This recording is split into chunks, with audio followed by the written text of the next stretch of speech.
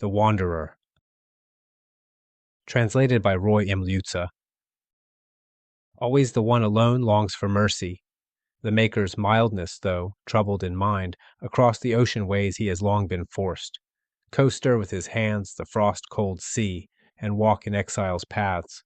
Wired is fully fixed. Thus spoke the wanderer, mindful of troubles, of cruel slaughters, and dear kinsman's downfall. Often alone, in the first light of dawn, I have sung my lament. There is none living, to whom I would dare to reveal clearly my heart's thoughts.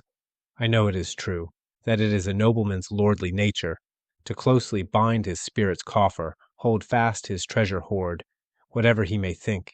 The weary mind cannot withstand weird, the troubled heart can offer no help, and so those eager for fame often bind fast in their breast coffers a sorrowing soul, just as I have had to take my own heart, often wretched, cut off from my own homeland, far from dear kinsmen, and bind it in fetters, ever since long ago I hid my gold-giving friend in the darkness of earth, and went wretched, winter sad, over the ice-locked waves, sought, hall-sick, a treasure-giver, wherever I might find, far or near, someone in a mead-hall who might know my people, or who would want to comfort me.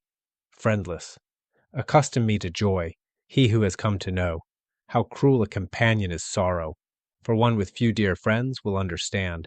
The path of exile claims him, not patterned gold, a winter-bound spirit, not the wealth of earth. He remembers hall-holders and treasure-taking, how in his youth his gold-giving lord accustomed him to the feast. That joy has all faded, and so he who has long been forced to forego his lord's beloved words of counsel will understand when sorrow and sleep both together often bind up the wretched exile. It seems in his mind that he clasps and kisses his lord of men, and on his knee lays hands and head, as he sometimes long ago in earlier days enjoyed the gift throne. But when the friendless man awakens again and sees before him the fallow waves, sea-birds bathing, spreading their feathers, frost falling and snow mingled with hail, then the heart's wounds are that much heavier, longing for his loved one. Sorrow is renewed. When the memory of kinsmen flies through the mind, he greets them with great joy, greedily surveys. Hall companions, they always swim away. The floating spirits bring too few.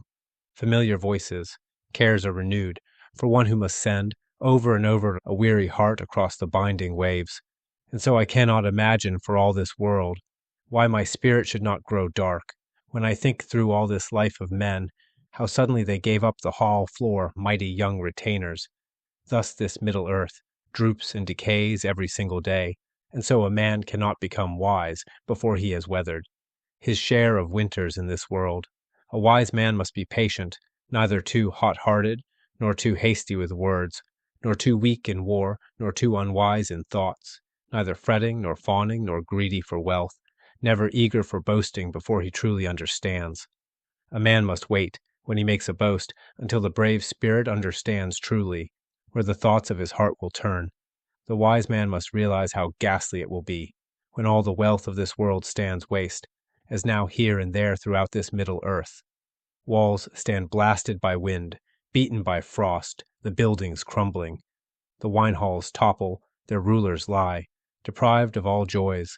The proud old troops, all fell by the wall.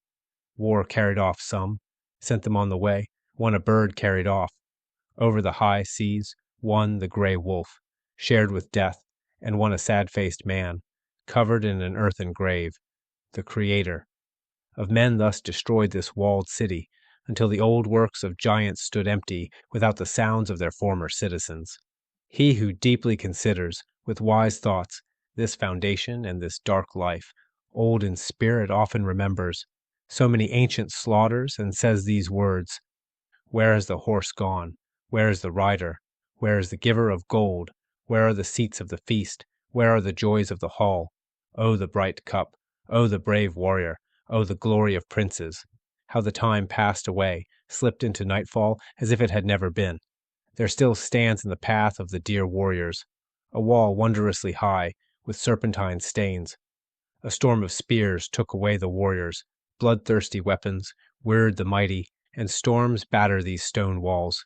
Frost falling binds up the earth, the howl of winter when blackness comes, night's shadow looms, sends down from the north, harsh hailstones and hatred of men. All is toilsome in the earthly kingdom. The working of weird changes the world under heaven. Here wealth is fleeting, here friends are fleeting, here man is fleeting, here woman is fleeting. All the framework of this earth will stand empty. So said the wise one in his mind, sitting apart in meditation. He's good who keeps his word, and the man who never too quickly shows the anger in his breast unless he already knows the remedy. A noble man can bravely bring about.